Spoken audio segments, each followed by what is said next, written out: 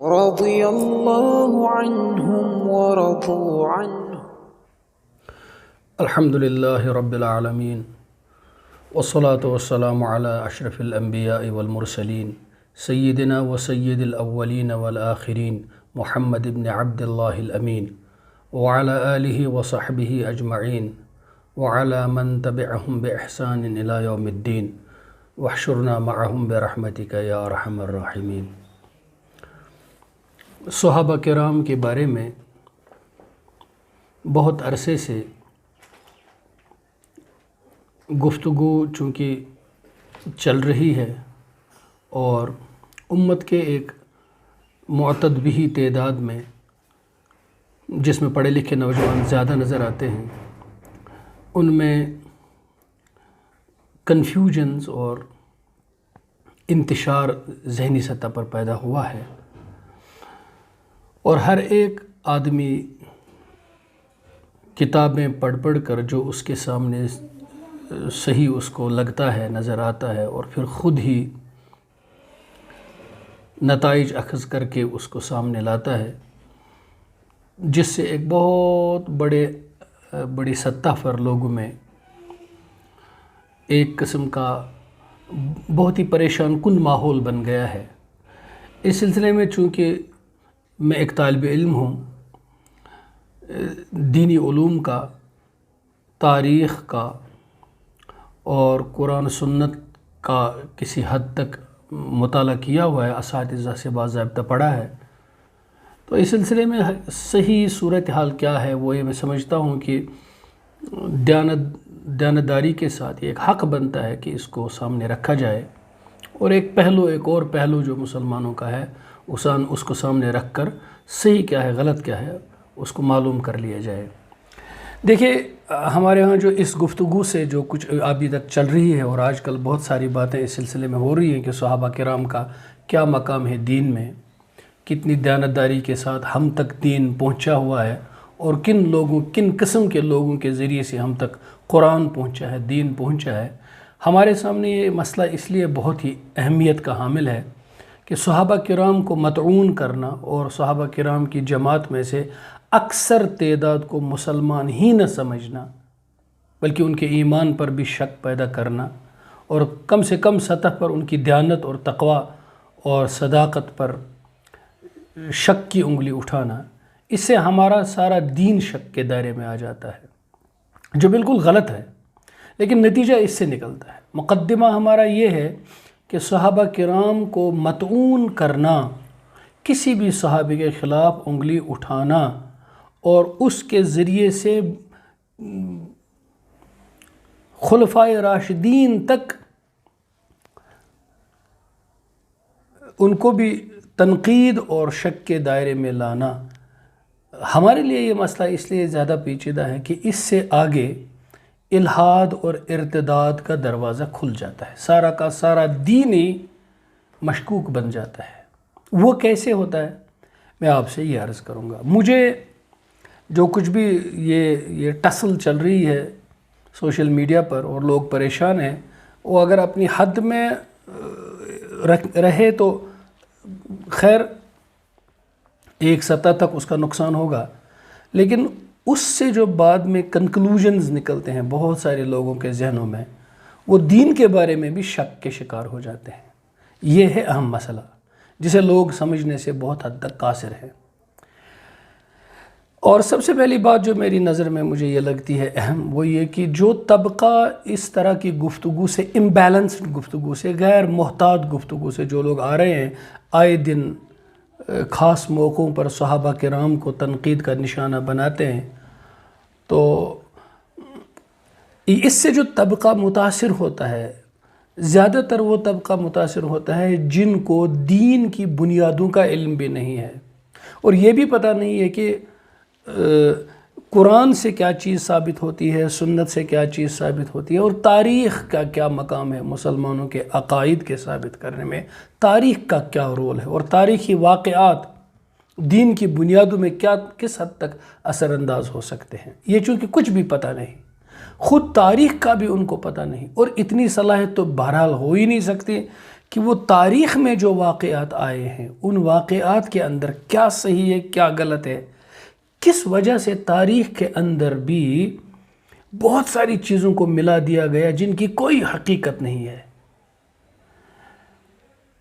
تو یہ چونکہ وہ یہ جانتے نہیں ہیں، جو چیز ان کے سامنے بڑے آرگومنٹ کے ساتھ بیان کی جاتی ہے یا ریشنلائز کر کے بیان کی جاتی ہے یا اس کا سغرا کبرا جوڑ کر ایک پاورفل آرگومنٹ بنا دیا جاتا ہے، وہ اس سے متاثر ہو جاتے ہیں اور آگے وہ اپنا اسی طرح سے کرتے ہیں۔ یا حدیثوں سے دو چار حدیثیں ان کے سامنے رکھی جاتی ہیں اور پھر وہ انہی حدیثوں سے ایک نتیجہ نکالتے ہیں اور آگے ایک نیا راستہ کھلتا ہے ان کے لیے۔ وہ یہ نہیں جانتے ہیں کہ احادیث کو سامنے رکھ کر کس طرح سے نظریہ پیدا ہوتا ہے، احادیث سے کس طرح سے ایک نقطہ نگاہ حاصل کیا جاتا ہے، احادیث سے کس طرح استدلال کیا جاتا ہے۔ احادیث کو سامنے حدیثیں ایک ہی طرح کی نہیں ہیں، اگر ان میں بظاہر تناقض ہو، کنٹرڈکشن ہو، اس کو حل کیسے کیا جاتا ہے۔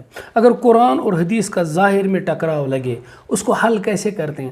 اگر عقیدے کا، مسلمانوں کا جو بنیادی نظریہ ہے اسلام میں، جس کی میں ابھی نشاندہی کروں گا، اگر اس کا کسی حدیث یا تاریخی واقعے کے ساتھ ٹکراؤ ہو جائے اس کو کیسے حل کیا جائے، وہ ساری چیزوں سے غافل ہوتے ہیں، اس کو نہیں جانتے ہوتے ہیں، تو وہ متاثر ہوتے ہیں ادھر ادھر کی جو سٹرے ٹاکس ہوتی ہیں، وہ جو باتیں ہوتی ہیں تو ان سے وہ متاثر ہو جاتے ہیں۔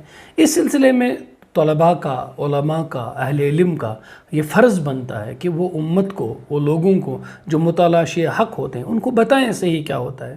یہ ذمہ داری ہے دیانتداری کے ساتھ جو مجبور کرتی ہے ہم جیسے طالب علموں کو کہ ہم یہ بتائیں کہ صحیح کیا ہے، غلط کیا ہے، اور دوسرا رخ بھی کیا ہے تصویر کا، کم سے کم یہ بتا دیں۔ لیکن چونکہ جیسے میں نے عرض کیا کہ متاثر ہونے والا طبقہ جو ہے وہ علم کی اس سطح کا نہیں ہوتا ہے، اس لیے میں اپنی گفتگو میں بھاری بھرکم اصطلاحات بھی، ٹرمز بھی استعمال نہیں کرنا چاہتا ہوں تاکہ ان کے لیے بات بہت آسان ہو جائے، راست اسٹریٹ فارورڈ بات ان کے ساتھ کی جائے۔ سب سے پہلی بات سمجھ لیجئے، اسلام کا جو عقیدہ ہے جس کو ماننے سے آدمی مسلمان بنتا ہے، اس کی ایک حد ہے۔ ان میں سے کسی ایک چیز کا انکار کرنے سے آدمی مسلمان ہی نہیں رہتا ہے۔ مثال کے طور پر لا الہ الا اللہ، اللہ تعالیٰ کی توحید کے بارے میں یہ ہمارا عقیدہ ہے۔ محمد الرسول اللہ صلی اللہ علیہ وسلم، نبی اکرم صلی اللہ علیہ وسلم کی رسالت کے بارے میں یہ ہمارا عقیدہ ہے۔ ٹھیک، مثلا اللہ تعالیٰ کے بارے میں پوری امت کا، مسلمانوں کا عقیدہ یہ ہے کہ وہ تنہا اکیلا ہے، عبادت کے لائق صرف وہی اللہ ہے، اس نے کسی کو جنا نہیں، اس کو کسی نے جنا نہیں، اس کا نہ بیٹا ہے نہ بیٹی ہے نہ باپ ہے نہ ماں ہے، وہ صمد ہے، کسی کا محتاج نہیں، سارے اس کے محتاج ہیں، اس جیسا کوئی نہیں، اس کے قبضے قدرت میں زندگی ہے، موت ہے، مارتا وہی ہے، جلاتا وہی ہے، یہ ساری چیزیں ہیں، اولاد وہی دیتا ہے۔ ٹھیک ہے، اچھا اس عقیدے کو رکھا تو یہ مسلمان ہے، سب مسلمانوں کو پتہ ہے۔ آپ نے قرآن مجید میں ایک آیت پڑھ لی، وہاں جبریل علیہ السلام حضرت مریم علیہ السلام کے پاس آتے ہیں اور اللہ تعالیٰ کی طرف سے فرماتے ہیں انی رسول ربک، میں رسول ہوں آپ کے پروردگار کا۔ یہاں رسول کے معنی ہے مجھے بھیجا گیا ہے، کمیشن کیا گیا ہے، مجھے اللہ تعالیٰ کی طرف سے آپ کے پاس بھیجا گیا ہے۔ لِأَهَبَ لَكِ غُلَامًا زَكِيًّا، تاکہ میں آپ کو دوں، عطا کروں ایک پاک اولاد، بچہ، لڑکا آپ کو میں عطا کروں۔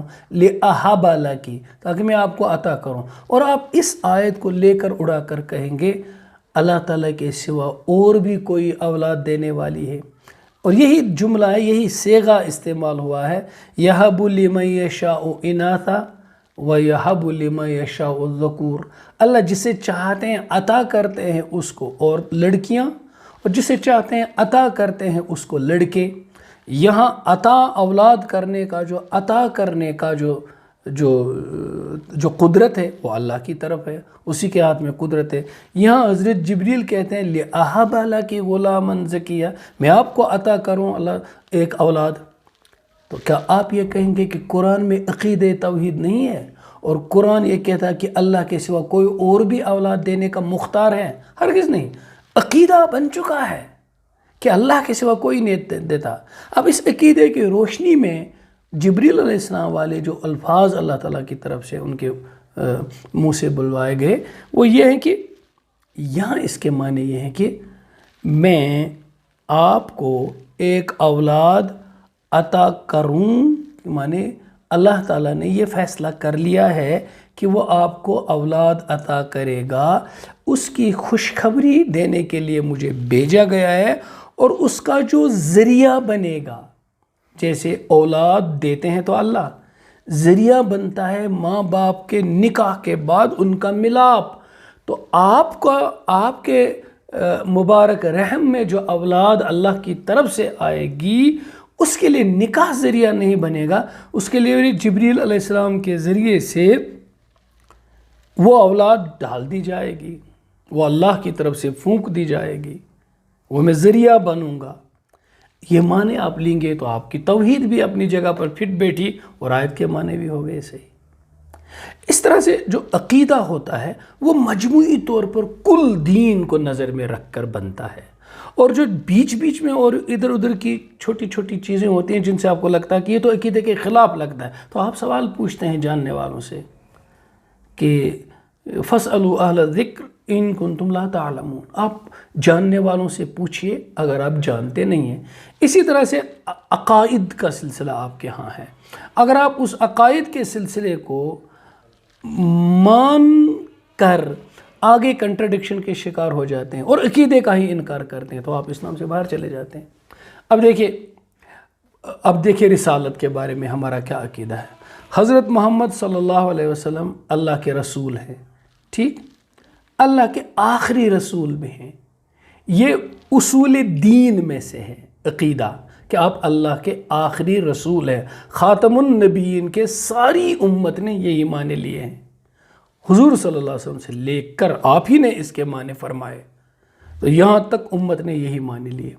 اب اگر کوئی طبقہ مسلمانوں میں سے بھی وہ اللہ کو بھی مانتا ہے، رسول کو بھی مانتا ہے، کلمہ بھی پڑھتا ہے، قرآن کو بھی اللہ کی کتاب مانتا ہے، نمازیں بھی پڑھتا ہے، دین کی ہر بات کو مانتا ہے، لیکن اللہ کے رسول کے بعد بھی پیغمبری کو امکان کو تسلیم کرتا ہے کہ پیغمبر حضور کے بعد بھی آئیں گے یا آیا ہے، جو ہی وہ اس امکان کو قبول کرتا ہے تو وہ چونکہ اصول دین میں سے ایک اصل عقیدے کا انکار کرتا ہے، وہ اسلام سے خارج ہو جاتا ہے۔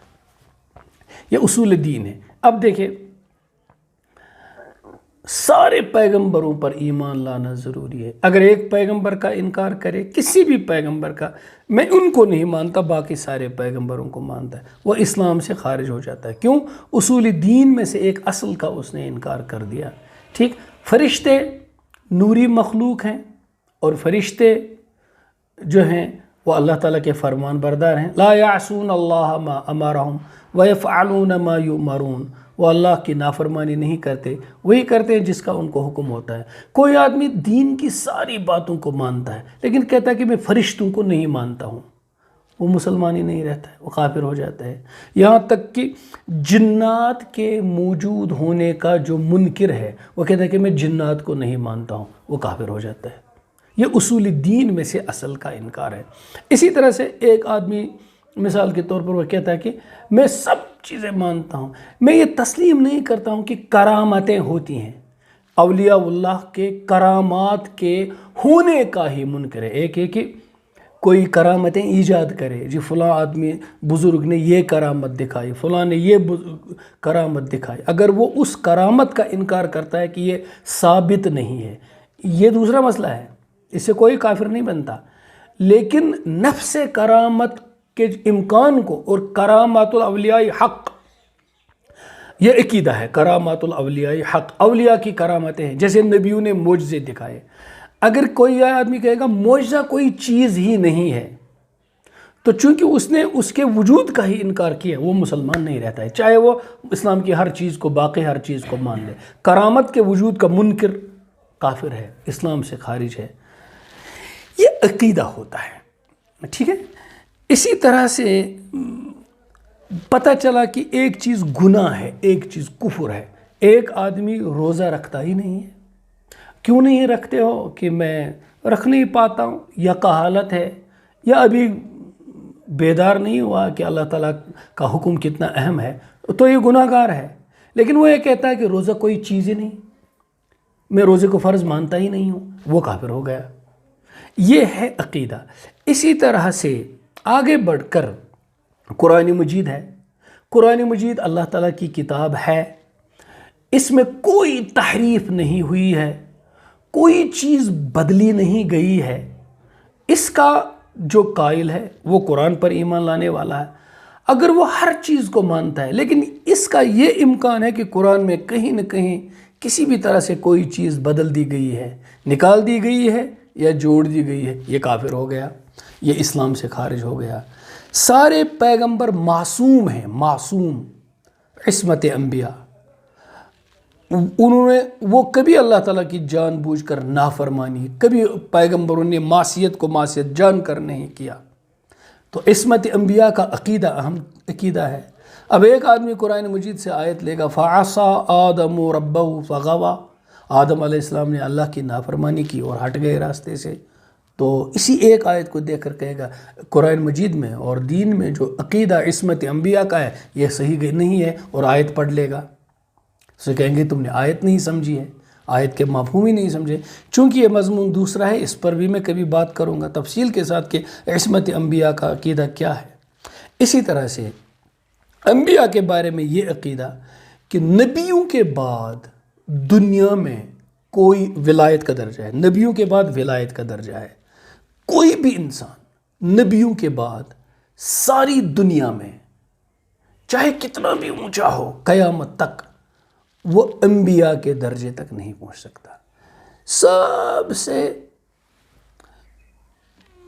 کیسے الفاظ بولوں گا، لفظ ادنا تو یہاں استعمال ہی نہیں کر سکتے ہیں۔ انبیاء کے بھی درجات ہیں اور فضیلتیں ہیں، اعلیٰ اور عرفہ، اور امام الانبیاء نبی اکرم صلی اللہ علیہ وسلم ہیں۔ اس کے بعد تلک الرسل فضلنا بعضهم علی بعض، اللہ تعالیٰ نے رسولوں کو، نبیوں کو الگ الگ فضیلتیں عطا فرمائی۔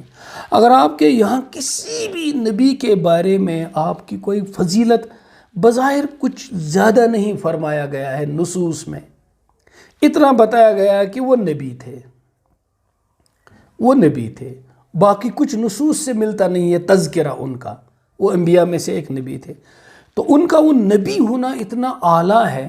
ان کے بعد اگر کسی صحابی رسول کا لاکھوں کروڑوں فضیلتیں بھی موجود ہوں، وہ نبیوں کے درجے تک نہیں پہنچ سکتے ہیں۔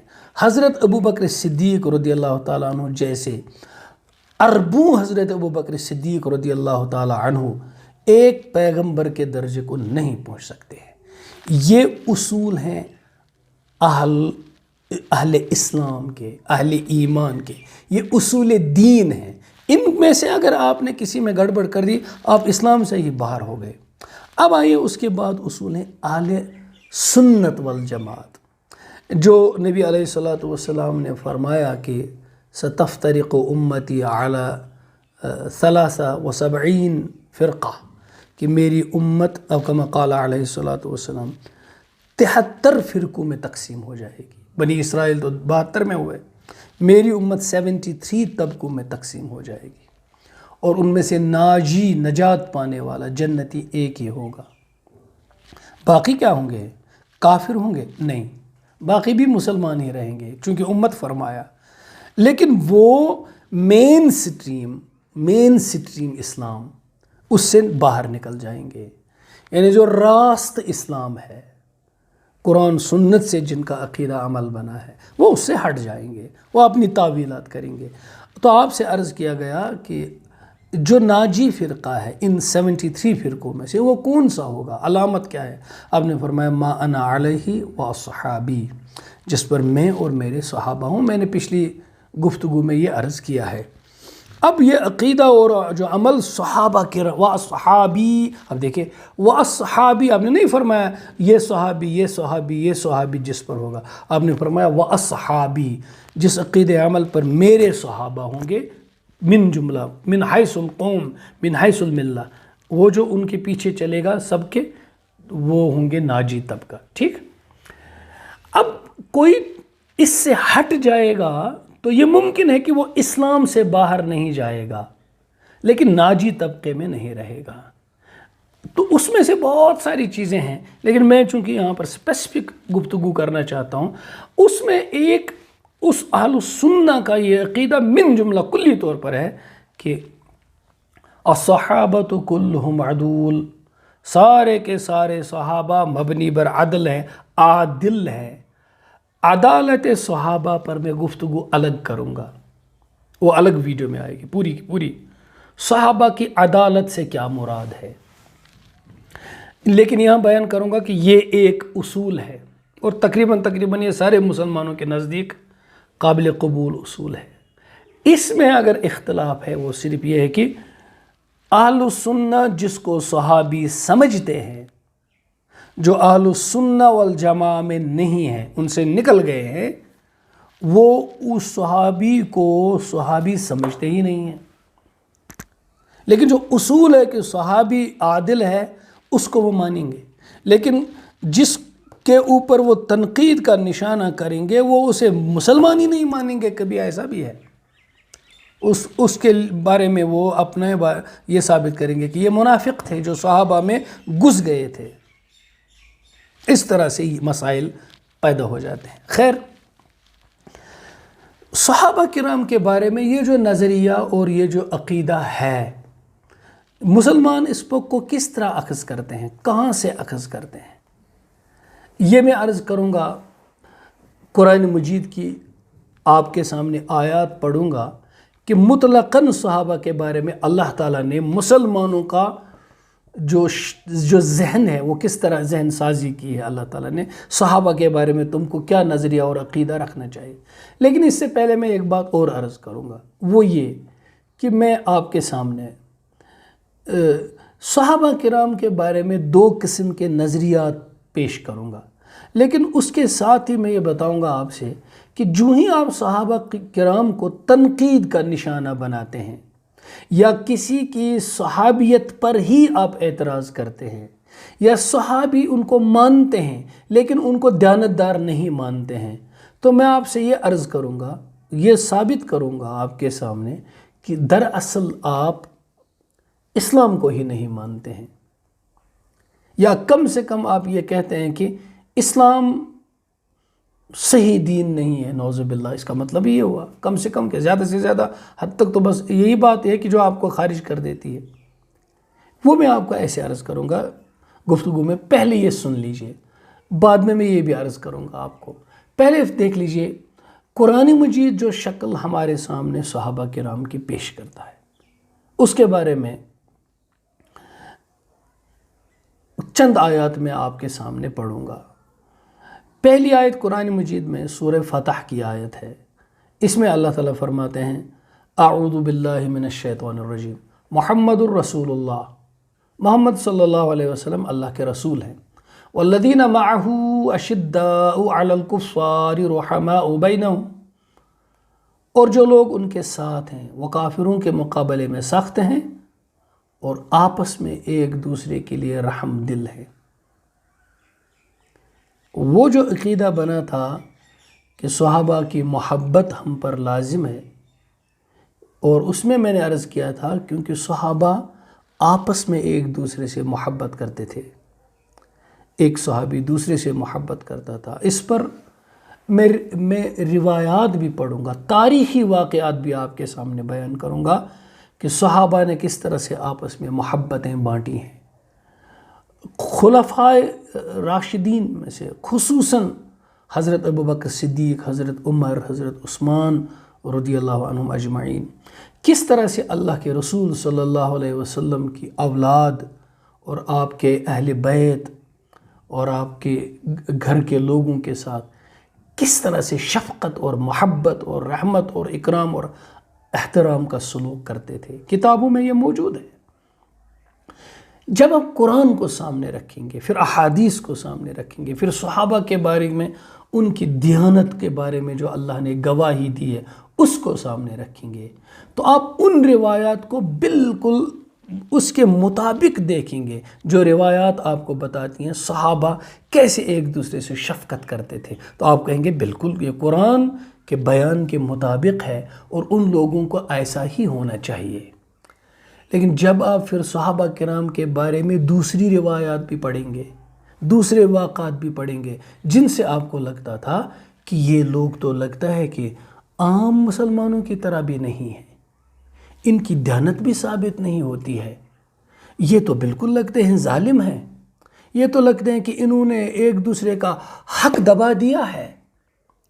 جب یہ شکل آپ کے سامنے آئے گی تو آپ کو ایک ہی سوال نہیں اٹھے گا کہ صحابہ کرام نے حضور کے گھر والوں کے ساتھ ظلم کیا ہے، آپ کے کئی سوال اٹھیں گے۔ ایک سوال یہ اٹھے گا کہ پھر قرآن کیا کہتا ہے صحابہ کے بارے میں؟ دوسرا سوال یہ اٹھے گا پھر حضور نے جو تربیت کی تھی کیا وہ تربیت کامیاب تھی، پختہ تربیت تھی؟ جو ساری زندگی حضور صلی اللہ علیہ وسلم کے ساتھ رہے، جن کے بارے میں قرآن نے گواہیاں دیں، جن خواتین کی پاک دامنی کے لیے اللہ نے 10 آیتیں قرآن میں اتاری، وہ مخلصی نہیں تھے لوگ، وہ تو حضور کے بعد ہی حضور کے گھر کے ساتھ ظلم کر رہے ہیں، تو آپ کس چیز کے شکار ہو جائیں گے؟ یا تو آپ کہیں گے کہ وہ لوگ صحیح نہیں تھے، وہ مسلمان ہی نہیں تھے، صحیح مسلمانوں پر انہوں نے ظلم کیا، اور بعد میں پھر سوال اٹھے گا پھر آپ اپنے نبی صلی اللہ علیہ وسلم کے بارے میں بھی فرمائے کہ آپ صلی اللہ علیہ وسلم تو ساری زندگی نعوذ باللہ آستین کے سانپ پالے، اور پھر قرآن کی طرف آ جائے۔ قرآن جن کی صداقت کی گواہی دیتا ہے، اللہ کو بھی معلوم نہیں نعوذ باللہ کہ یہ کیسے لوگ ہیں۔ ابھی ایک اور سوال پوچھوں گا، جو لوگ یہ ساری باتیں کرتے ہیں اور صحابہ کرام کو تنقید کا نشانہ بناتے ہیں، اس پر نقد کرتے ہیں، اس پر نقد کرتے ہیں، آگے چل کر حضرت عمر رضی اللہ تعالیٰ عنہ پر نقد کرتے ہیں، میں بڑے ادب اور احترام کے ساتھ ان سے گزارش کرتا ہوں کہ آپ لوگ اصل میں اہل بیت کی توہین کرنے والے ہیں، آپ لوگ حضرت علی رضی اللہ تعالیٰ عنہ کو شیر خدا نہیں مانتے ہیں، آپ حضرت حسن رضی اللہ تعالیٰ عنہ کو ایک عظیم صلح جوئی کرنے والے سردار تسلیم نہیں کرتے۔ ہلکی پھلکی مثال لے لیجئے، حضرت علی رضی اللہ تعالیٰ عنہ اللہ کے شیر ہیں اور اللہ کے حکم پر سب کچھ قربان کرنے والے ہیں۔ آپ دیکھتے ہیں حضرت حسین رضی اللہ تعالیٰ عنہ سب کچھ لٹا دیتے ہیں حق کے اور صداقت کے لیے، ٹھیک؟ ان کے والد گرامی کے بارے میں کیا خیال ہے آپ کا؟ اور آپ یہ کہتے ہیں کہ حضرت عمر رضی اللہ تعالیٰ عنہ نے حضرت فاطمہ کو دھمکایا اور آپ کا گھر جلا دوں گا، وہ دھمکی دی، اور سیدہ فاطمہ رضی اللہ تعالیٰ عنہ کو مارا پیٹا اور وہ گھر چلی آئی۔ اس صدمے سے ان کا کیسے بیان کروں میں، اسقاط حمل ہوا، یہ باتیں تو آپ ہی کی زبان پر آتی ہیں۔ یہ سب حضرت علی رضی اللہ تعالیٰ عنہ گھر میں سب دیکھ کر بیٹھ گئے۔ اللہ کے شیر سے آپ ایسی توقع رکھتے ہیں وہ چھپ کر کے گھر میں بیٹھ جائیں اور چھپائیں اپنا زہر اندر ہی اور کچھ نہ بولیں، اور حضرت عمر رضی اللہ عنہ جیسے بہادر کے سامنے کھڑے نہ ہو جائیں کہ آپ نے یہ کیا کیا، ٹھیک؟ اور پھر اسقاط کی بات آپ کر رہے ہیں، کس گردے سے آپ یہ بات کر رہے ہیں؟ تو اس کا جو خون بہا ہے، حضرت علی رضی اللہ عنہ بعد میں خلیفہ ہوئے ہیں، اس خون بہا کا کسی سے مطالبہ نہیں ہوا۔ آپ یہ کہتے ہیں کہ حضرت حسن رضی اللہ تعالی عنہ کو کسی امیر معاویہ نے رضی اللہ تعالی عنہ نے جبراً اپنی نعوذ باللہ چالاکی سے مجبور کیا کہ وہ صلح کر لیں، ادھر حضور صلی اللہ علیہ وسلم کی حدیث ہے کہ میرا یہ بیٹا سردار ہے، سید ہے، اس کے ذریعے سے اللہ تعالیٰ مسلمانوں کے دو گروہوں میں صلح صفائی فرمائے گا۔ اللہ مسلمانوں کے دو طبقوں میں، لڑنے والے طبقوں میں صلح کر لے گا۔ حدیث ہے دو مسلمانوں کے طبقے، اور یہ سردار ہے میرا بیٹا، اپنے ممبر شریف کے سامنے رکھا آپ صلی اللہ علیہ وسلم، یہ میرا بیٹا سردار ہے، اس سے اللہ صلح کرائے گا دو مسلمان گروہ میں۔ یہ بشارت ہے، ان کی عظمت ہے، ان کی بزرگی ہے، ان کی بلندی ہے کہ انہوں نے امت کے بہبود کے لیے، اللہ کے دین کے لیے چھوڑ دیا سب اور صلح کر لی۔ اور آج تک امت صلح جوئی میں حضرت حسن رضی اللہ تعالیٰ عنہ کے ان کے اس طرز عمل کو دلیل بناتی ہے، اسوہ بناتی ہے، نمونہ بناتی ہے، رہنمائی کا اصول بناتی ہے۔ اور آپ کہتے ہیں کہ انہوں نے جو صلح بھی کر لی وہ دب کر اور مجبور ہو کر، نعوذ باللہ خاکم بدہن، ایک بزدل کی طرح کر لی۔ یہ توہین نہیں ہے، یہ توہین نہیں ہے۔ کہاں جاتے ہیں آپ؟ اب یہ انداز نہیں ہے کہ اس کا اندازہ ہی نہیں ہے کہ ہم کہاں جا رہے ہیں۔ اس لیے میری یہ گزارش ہے کہ صحابہ کرام پر انگلی اٹھانے سے، ابھی میں عرض کر دوں گا آگے کہ سارا دین مطعون ہو جائے گا، سارا دین، وہ دین کے راوی ہیں۔ آگے جہاں میں عدالت کی گفتگو کروں گا وہاں میں یہ عرض کروں گا کہ اسلام میں عدالت جو ہوتی ہے، عدالت دو قسم کی ہوتی ہیں، عدالت شاہد اور عدالت راوی۔ صحابہ کرام جو عدالت راوی ہوتی ہے، دین کی روایت کرنے والے کی عدالت، وہ زیادہ وسیع ہوتی ہے، اور شاہد کی کنڈیشنز اس سے کم ہوتی ہیں۔ ہم کس آدمی کی گواہی قبول کر لیں، شہادت کی کیا کنڈیشنز ہونی چاہیے تو اس کی گواہی قبول کر لی جائے گی، لیکن روایت کس سے لیں، اس کے لیے جو عدالت چاہیے وہ بہت اونچی چاہیے۔ اس پر میں گفتگو کروں گا آگے آنے والی ویڈیوز میں۔ اس ویڈیوز میں نے جو چند گزارشات آپ کے سامنے کی، یہاں تو مختصراً کی، آگے تفصیل سے یہ گفتگو آئے گی۔ تو یہاں میں نے اس اصول سے یہ گفتگو کی کہ جب آپ صحابہ کرام کو تنقید کا نشانہ بناتے ہیں تو آپ ایک ہی کو نہیں بناتے، آپ اہل البیت اطہار رضی اللہ عنہم اجمعین کو بھی تنقید کا نشانہ بنا رہے ہیں، اور ادھر سے آپ کو دھوکہ لگتا ہے کہ آپ ان کی محبت بتاتے ہیں۔ ہمارا مسئلہ پیچیدہ ہے کہ ہم اہل بیت اطہار کے بارے میں بھی ان کی عظمت کو تسلیم کریں، سارے صحابہ کی عظمت کو تسلیم کریں، گلو نہ کریں، امبیلنس نہ کریں، افراط و تفرید کے شکار نہ ہوں، سب کو اپنے اسلاف، اپنے عظیم اسلاف تصور کرتے ہیں، اپنے ایمان کو محفوظ رکھیں۔ اسی سلسلے میں مزید گفتگو اسی بات کو میں آگے بڑھاتے ہوئے اگلی ویڈیو میں کروں گا انشاءاللہ۔